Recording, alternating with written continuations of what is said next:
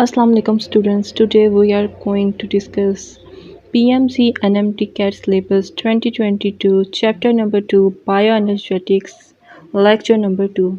So आज के lecture में हम पढ़ेंगे फोटोसिंथेसिस इंट्रोडक्शन। अब ये देखें, बेसिकली फोटोसिंथेसिस क्या होती है? Food making process of plants. और फूड मेकिंग प्रोसेस, अगर हम घर में भी कोई खाना बनाती है ना, तो उसमें देखें इंग्रेडिएंट्स यूज़ होते हैं और रिज़ल्ट में हमें कोई प्रोडक्ट मिलता है। अगर हम बिरयानी बना रहे हैं तो कोई चावल होंगे, उसमें कोई स्पाइसेस होंगी, सब कुछ होता है, तो प्रोडक्ट क्या होता है? बिरयानी होती है। इसी तरह इसमें भी अगर उसने खाना बनाना है प्लांट ने, तो उसके लिए कुछ रिएक्टेंट्स और प्रोडक्ट्स होती हैं। उसके रिएक्टेंट्स कार्बन डाइऑक्साइड है और वाटर है। उसके प्रोडक्ट क्या है? ग्लूकोज है और ऑक्सीजन है। तो इसमें बेसिकली क्या हो रहा है? कार्बन डाइऑक्साइड एंड वाटर जो है energy poor inorganic oxidise compounds हैं। ऑक्सीडाइज कंपाउंड्स क्या होती हैं? जिनमें ऑक्सीजन होती है। कार्बन के साथ देखें O2 लगा हुआ है ना, तो उसका मतलब है it is oxide form of carbon. And इसी तरह वाटर में H2 के साथ ऑक्सीजन इंडिकेट कर रहा है कि हाइड्रोजन जो है ऑक्सीडाइज फॉर्म में है। ठीक है, तो ये कन्वर्जन होगी इसकी किस फॉर्म में? ऑर्गेनिक फॉर्म में। ऑर्गेनिक क्या चीज़ है? यहाँ पे ग्लूकोज यानी फूड में कन्वर्जन हो रही है।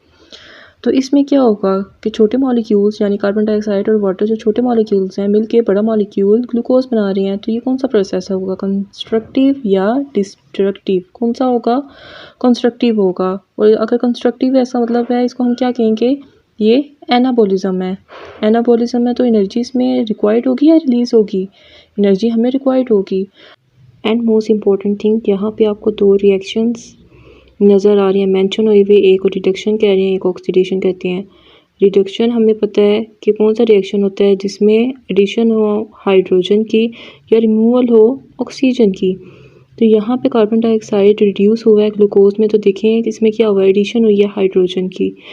और सेकंड रिएक्शन है ऑक्सीडेशन। ऑक्सीडेशन इसको हम क्यों कह रहे हैं? क्योंकि आप देखें वाटर मॉलिक्यूल जो कन्वर्ट हुआ है ऑक्सीजन में, तो यहाँ पे ऑक्सीडेशन उसकी इस तरह हुई है क्योंकि हमें पता है ऑक्सीडेशन को हम कैसे डिफाइन करते हैं? एडिशन ऑफ ऑक्सीजन या फिर रिमूवल ऑफ हाइड्रोजन। तो यहाँ से वाटर मॉलिक्यूल में से H2 रिमूव हुआ है ना, तो इसलिए इसको हम कहेंगे ये ऑक्सीडेशन है। और ओवरऑल हम इसको कहते हैं फोटोसिंथेसिस के प्रोसेस को कि ये रिडॉक्स रिएक्शन है, क्योंकि ऐसे रिएक्शन जिसमें ऑक्सीडेशन और रिडक्शन हो रही हो, ऐसे रिएक्शंस को हम लोग कहते हैं ये रिडॉक्स रिएक्शंस हैं। तो फोटोसिंथेसिस क्या है? रिडॉक्स रिएक्शन है। मूविंग टू द नेक्स्ट, हम लोग पढ़ेंगे फोटोसिंथेसिस की फेजेस। फेजेस यानी जो फोटोसिंथेसिस का पूरा रिएक्शन है ना, वो दो फेजेस में डिवाइड हुआ है। सही है, जैसे दो पार्ट्स में। पहला पार्ट उसका लाइट रिएक्शन जिसको हम कहते हैं, और सेकंड पार्ट है उसका Calvin cycle, light independent reaction, dark reaction या C3 पाथवे जिसको कहा जाता है। ठीक है, जो लाइट रिएक्शन होती हैं वो कौन से रिएक्शंस होते हैं? जिसमें हमें डायरेक्ट लाइट चाहिए होती है रिएक्शन को प्रोसीड करने के लिए। और डार्क रिएक्शन ऐसे रिएक्शन होती हैं जिनमें हमें डायरेक्ट लाइट नहीं चाहिए होती। ऐसा नहीं होता कि वो रात को होती हैं, ऐसा होता है कि उसमें हमें डायरेक्ट लाइट की ज़रूरत नहीं होती। अब इसकी इक्वेशंस को आप देखें, कार्बन डाइऑक्साइड इक्वेशन को देख कह सकते हैं कि कार्बन डाइऑक्साइड डायरेक्टली रिएक्ट हुई है वाटर के साथ और उसने हमें ग्लूकोज और ऑक्सीजन दे दिया है। लेकिन नहीं, जब हम इसका मैकेनिज्म स्टडी करते हैं तो हमें पता चलता है कि जो वाटर होता है, रिएक्टेंट में से जो वाटर मॉलिक्यूल है वो लाइट रिएक्शन में इंटर होता है and break in the presence of light which is called photolysis of water, resulting in the release of oxygen as a product. जबकि कार्बन डाइऑक्साइड केल्विन साइकिल में inter होगी और वहाँ से प्रोडक्ट के तौर पे क्या चीज़ निकलेगी? ग्लूकोज। अब हम देखते हैं कि ये दोनों रिएक्शन आपस में इंटरलिंक्ड कैसे हैं। देखें, जो लाइट रिएक्शन के प्रोडक्ट्स होते हैं ना, उसमें ऑक्सीजन के साथ साथ ATP और NADPH भी रिलीज़ होती है।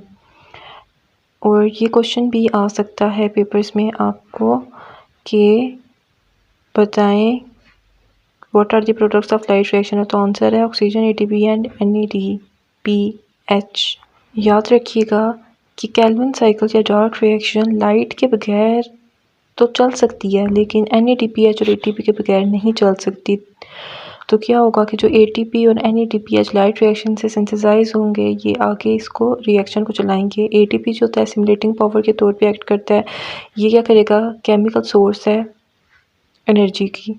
ठीक है, और NADPH क्या होगा? रिड्यूसिंग पावर होती है इसमें। ये अपना हाइड्रोजन जो है केल्विन साइकिल में देगा और NADP पॉजिटिव में कन्वर्ट होगा। और इसी तरह ATP जो है वो ADP में कन्वर्ट हो जाएगा और इसी तरह NADP वापस NADPH में या ATP में कन्वर्ट होने के लिए दोबारा लाइट रिएक्शन के प्रोसीजर से गुजरेंगे।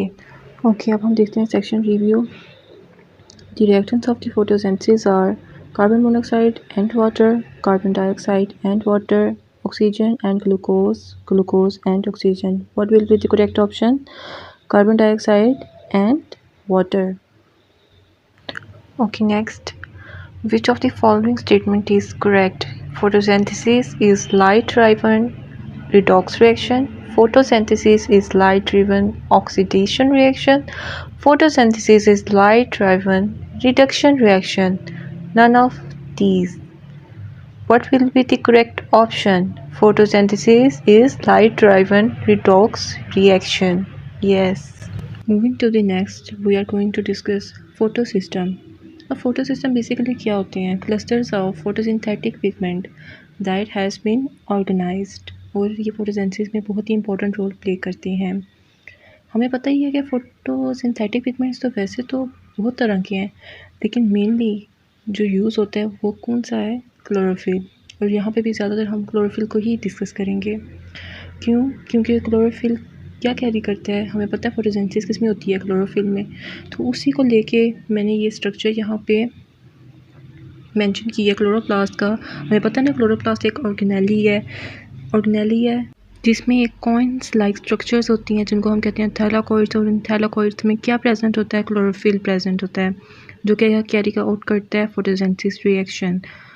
और इन्हीं कॉइन लाइक स्ट्रक्चर के बंडल को हम कहते हैं ग्रेना, और अगर सिंगुलर हो तो ग्रेनम। अच्छा, इनका काम क्या होता है?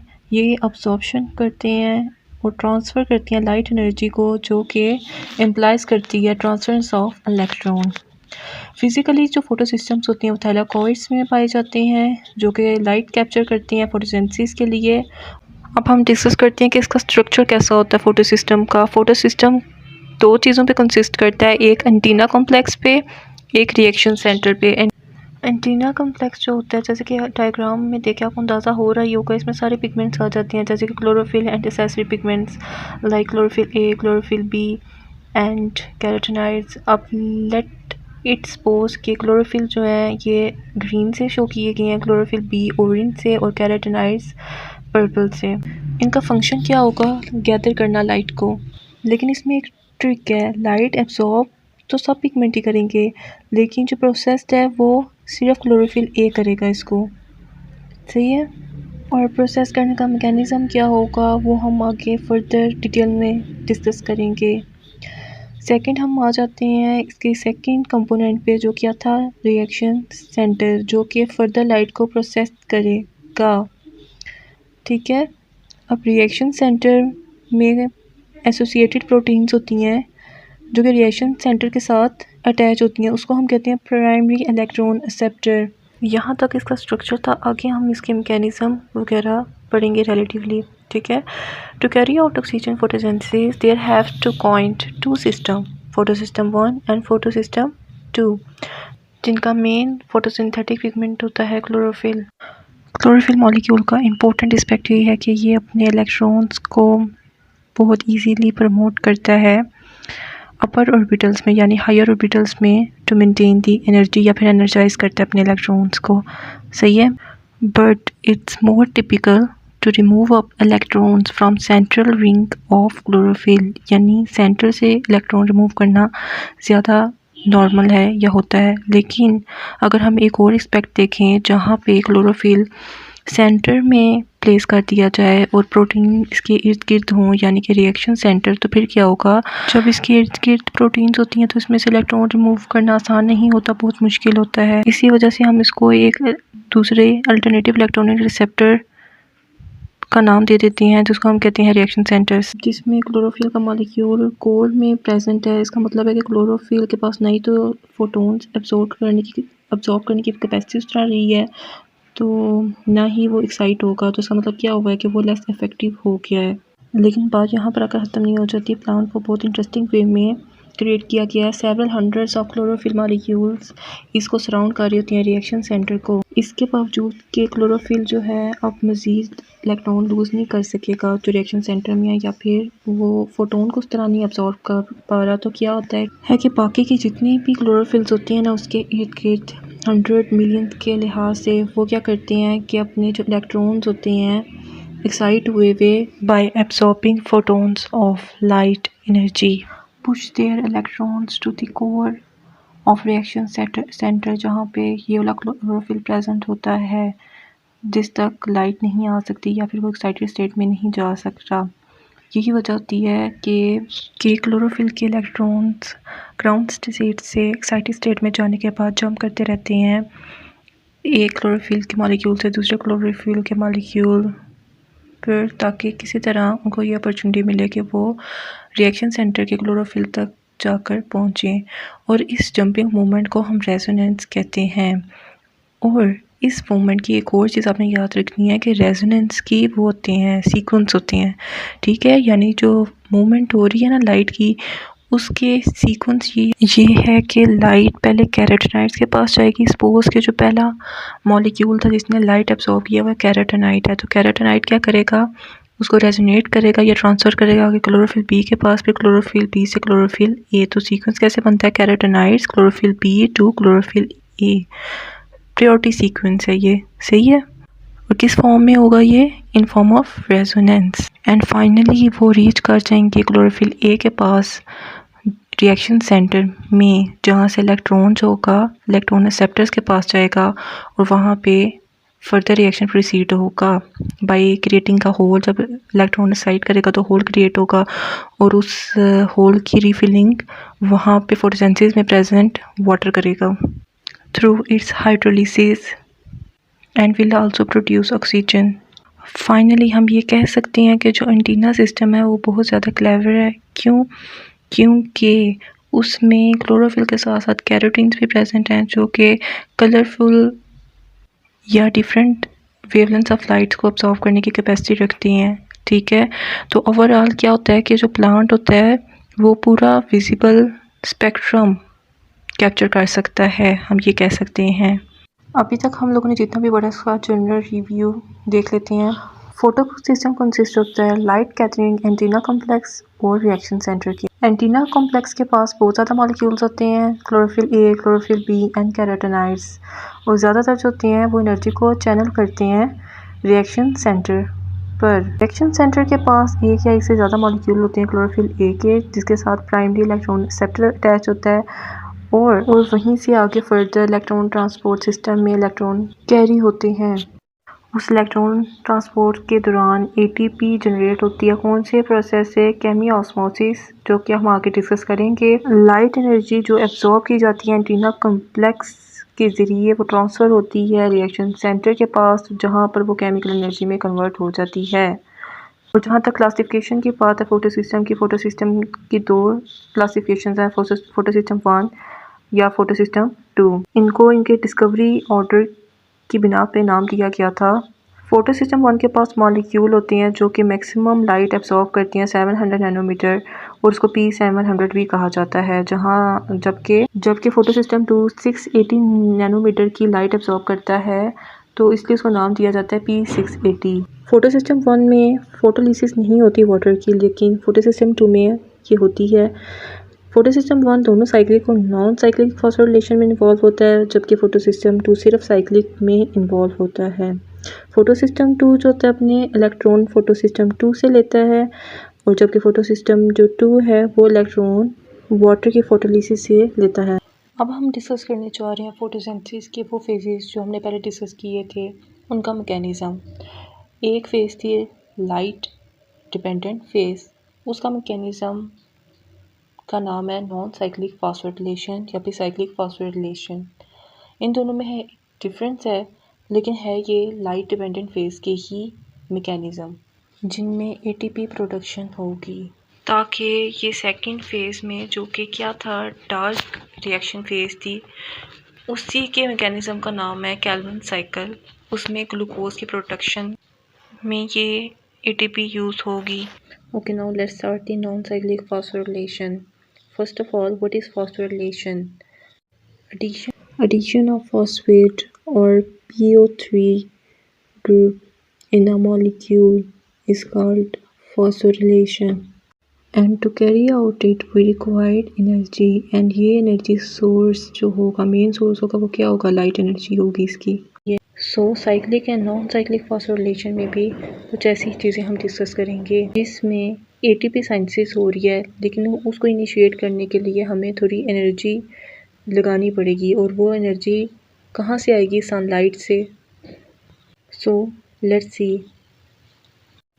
सबसे पहले लाइट एनर्जी फोटो सिस्टम 1 पे अटैक करेगी और वहाँ से इलेक्ट्रॉन एक्साइट होगा और प्राइमरी रिसेप्टर्स के पास जाएगा, जो कि इसको आगे आयरन कंटेनिंग प्रोटीन फेराटॉक्सिन के पास से ट्रांसमिट होता हुआ NADP रिडक्टेज एक एंजाइम से पास करेगा। NADP पॉजिटिव से NADPH2 में कन्वर्जन हो जाएगी। हमने फिजिक्स में एक चीज़ पढ़ी थी कि जब कोई इलेक्ट्रॉन एक्साइट होता है तो वहाँ पे होल क्रिएट हो जाता है। तो ये जो इलेक्ट्रॉन एक्साइट हुआ था फोटो सिस्टम 1 से, उसकी वजह से फोटो सिस्टम 1 में एक होल क्रिएट हो गया। उस होल को रीफिल करने के लिए फोटो सिस्टम 2 में से इलेक्ट्रॉन एक्साइट्स होंगे। अब क्या होगा कि इलेक्ट्रॉन पहले एक्साइट होंगे, प्राइमरी इलेक्ट्रॉन रिसेप्टर्स के पास जाएंगे एंड फोटो सिस्टम 2 में होल क्रिएट होगा। उसकी फिलिंग वाटर की स्प्लिटिंग से इलेक्ट्रॉन्स प्लास्टोक्विनोन साइटोक्रोम कम्प्लेक्स से होते हुए प्लास्टोसाइनिन के पास जाएंगे और इसी तरह फोटो सिस्टम 1 में बना होल फिल कर देंगे। प्लास्टोक्विनोन एक इलेक्ट्रॉन कैरियर। साइटोक्रोम एक एंजाइम है जो कि बेसिकली कैटालाइज करता है इलेक्ट्रॉन ट्रांसमिशन को प्लास्टोक्विनोन से प्लास्टोसाइनिन की तरफ। During this down gradient movement, ATP will be converted to ATP. Basically energy release होगी और इस प्रोसेस को हम लोग कहेंगे chemiosmosis, which is production of ATP through hydrogen ion movement down the gradient through special complexes called ATP synthase. Basically जितने cytochrome enzymes हैं ना, इन्हीं को ये कह रहे हैं ATP synthase. Okay, so basically electron photosystem 2 से एक्साइट हुआ और primary receptors and electron carriers के थ्रू फोटो सिस्टम 1 के पास पहुंचा और वहां से दोबारा प्राइमरी रिसेप्टर्स के पास गया एंड वहां से फेराटॉक्सिन रिडक्टेज से होता हुआ NAD पॉजिटिव से NADPH2 में कन्वर्जन हो गई। एंड चूंकि इस electron movement from photo system 2 to photo system 1 and further is in the form of Z, या कि Z शेप में मूवमेंट हो रही है, इस वजह से इसको हम Z स्कीम भी कहते हैं, नॉन साइक्लिक फोटोफॉस्फोरिलेशन को, इसकी शेप की वजह से। Now moving to the next cyclic photophosphorylation. Basically ये डिपेंड करती है प्लांट की रिक्वायरमेंट पे। अगर उसके पास ATP की या एनर्जी की कमी हो गई है तो वो फिर साइक्लिक की तरफ चला जाता है ताकि ज़्यादा से ज़्यादा ATP सिंथेसाइज कर सके ताकि वो आगे कैल्विन साइकिल में यूज़ हो। नाउ लेट अस सी इस मैकेनिज्म। इसमें सिर्फ फोटो सिस्टम 1 इन्वॉल्व होता है जिस पे लाइट एनर्जी फॉल करती है और प्राइमरी इलेक्ट्रॉन रिसेप्टर के पास इलेक्ट्रॉन एक्साइट होके जाते हैं। देन उसी तरह सब फेराटॉक्सिन से मूव होता हुआ साइटोक्रोम कम्प्लेक्स से गुजरता हुआ फोटोसाइनिन के पास जाता है और दोबारा फोटो सिस्टम 1 में आ जाता है, like in cyclic manner, and कोई और फोटो सिस्टम इन्वॉल्व नहीं होता। इस इलेक्ट्रॉन ट्रांसपोर्ट चेन के जरिए से carry on generating ATP by chemiosmosis. There is no production of NADPH and no release of oxygen. Anyhow cyclic flow की वजह से ATP प्रोड्यूस हो जाती है जिसकी वजह से हम इसको कहते हैं साइक्लिक फोटोफॉस्फोरिलेशन। बाकी इसमें ना तो ऑक्सीजन रिलीज हो रही है ना NADPH बन रहा है, ठीक है। जस्ट ये ATP सिंथेसिस के लिए यूज़ होती है, वो भी मैंने आपको बताया है कि क्यों हुई थी ये यूज़, क्योंकि ATP की जब कमी हो जाती है प्लांट में तो उसकी रिक्वायरमेंट को पूरा करने के लिए ये वाला प्रोसीजर कैरी हो जाता है। Now moving to the next difference between cyclic and non-cyclic photophosphorylation. So this is the difference. In cyclic सिर्फ फोटो सिस्टम 1 इन्वॉल्व होता है जबकि नॉन साइक्लिक में फोटो सिस्टम 1 एंड 2 दोनों इन्वॉल्व होते हैं। In cyclic there is no photolysis of water, but in non-cyclic there is a photolysis of water. Cyclic में oxygen नहीं बनती नॉन साइक्लिक में ऑक्सीजन प्रोड्यूस होती है। साइक्लिक में ना NADPH बनता है ना NADPH2 बनता है, लेकिन नॉन साइक्लिक में NADPH या NADPH2 सिंथेसाइज होता है। साइक्लिक में इलेक्ट्रॉन्स होती हैं, साइकिल बैक होती हैं रिएक्शन सेंटर पे। नॉन साइक्लिक में इलेक्ट्रॉन्स वापस नहीं आते रिएक्शन सेंटर में। Now moving to the next phase of the photosynthesis which is dark reaction. उसका मैकेनिज्म हम स्टडी करने जा रहे हैं, उसी को हम नाम देंगे कैल्विन साइकिल का। The name of Calvin cycle is based on the name of his discoverer Melvin Kelvin and his colleague at the University of California. Kelvin was awarded Nobel Prize in 1961 for his work. अब basically Calvin cycle क्या होती है? Calvin cycle mainly fixing and reduction of carbon dioxide to glucose. It is an anabolic process. Anabolic मतलब constructive process है। इसमें छोटे molecules मिलकर बड़ा मॉलिक्यूल बनाते हैं एंड इसमें एनर्जी कंज्यूम होती है क्योंकि ये एक कंस्ट्रक्टिव प्रोसेस है। इस प्रोसेस में क्या होता है कि जो कार्बन डाइऑक्साइड होती है वो कैल्विन साइकिल में इंटर होती है और लीव करती है से इन the form of sugar. Secondly carbohydrates होती है वो डायरेक्टली कैल्विन साइकिल से इन द फॉर्म ऑफ ग्लूकोज नहीं प्रोड्यूस होती, बल्कि एक 3 कार्बन शुगर के फॉर्म में प्रोड्यूस होती है जिसको हम कहते हैं फॉस्फोग्लिसरल्डिहाइड PGAL। सो टोटल एक मॉलिक्यूल PGAL का बनाने के लिए जो साइकिल है उसको 3 टाइम्स फिक्स करना पड़ता है 3 molecules of carbon dioxide, that is 1 पर टन। यानी कि एक साइकिल को कंप्लीट करने में एक कार्बन डाइऑक्साइड का मॉलिक्यूल लगता है। तो हम लोगों ने क्या करना होता है कि जो स्टार्टिंग प्रोडक्ट है हमें वो क्या चाहिए? 3 PGL, 1 मॉलिक्यूल ऑफ PGAL जो कि 3 कार्बन शुगर है। तो उसको बनाने के लिए 3 मॉलिक्यूल्स जो होती हैं कार्बन डाइऑक्साइड की फिक्स करनी पड़ती हैं। इसलिए जो स्टार्टिंग कार्बन डाइऑक्साइड है वो हम कितनी अमाउंट में ज़्यादातर लेते हैं, जो बुक में भी अक्सर बुक्स में भी मेंशन है 3 कार्बन डाइऑक्साइड लिखा हुआ होता है। कैल्विन साइकिल नेक्स्ट 3 स्टेप्स में डिवाइड है। Number 1 carbon fixation, number 2 reduction, number 3 regeneration. Carbon fixation वाले स्टेप में क्या होता है कि कार्बन डाइऑक्साइड इनकॉर्पोरेट होती है और ऑर्गेनिक मॉलिक्यूल में कन्वर्ट हो जाती है। रिडक्शन फेज में क्या होता है कि इलेक्ट्रॉन की एडिशन होती है इन the form of hydrogen. And regeneration में क्या होता है, जो साइकिल होती है वो अपना इंग्रेडिएंट RUBP राइबोलोज बाइफॉस्फेट को रीजनरेट करती है ताकि वो फर्दर प्रोसेस कर सके सेकेंड साइकिल में।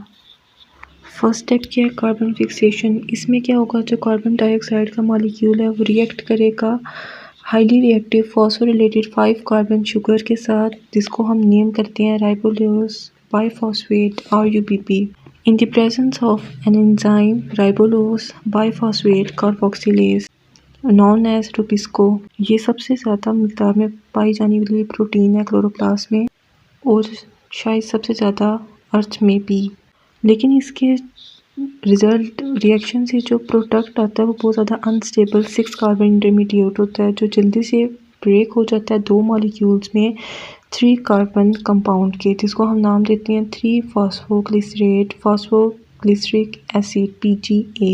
3 phosphoglycerate is an organic molecule. So carbon dioxide fix हो चुकी है। जो कार्बन थी पहले इनऑर्गेनिक फॉर्म में कार्बन डाइऑक्साइड के फॉर्म में इंटर हुई थी रिएक्शन को, अब वही ऑर्गेनिक फॉर्म में कन्वर्ट हो चुकी है।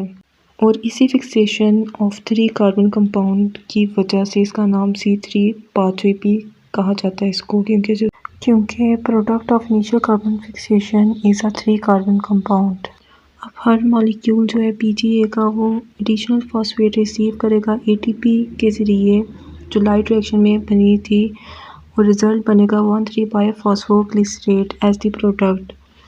1,3 बाइफॉस्फोग्लिसरेट मज़ीद रिड्यूस होगा ग्लिसरल्डिहाइड 3 फॉस्फेट में by receiving a pair of electron donated from NADPH। वो भी कहाँ पे बनी थी? लाइट रिएक्शन में। एंड एक्चुअली क्या होता है कि जो G3P बना है ग्लिसरल्डिहाइड 3 फॉस्फेट, यही होता है कार्बोहाइड्रेट जो कि कैल्विन साइकिल से डायरेक्ट प्रोड्यूस होता है।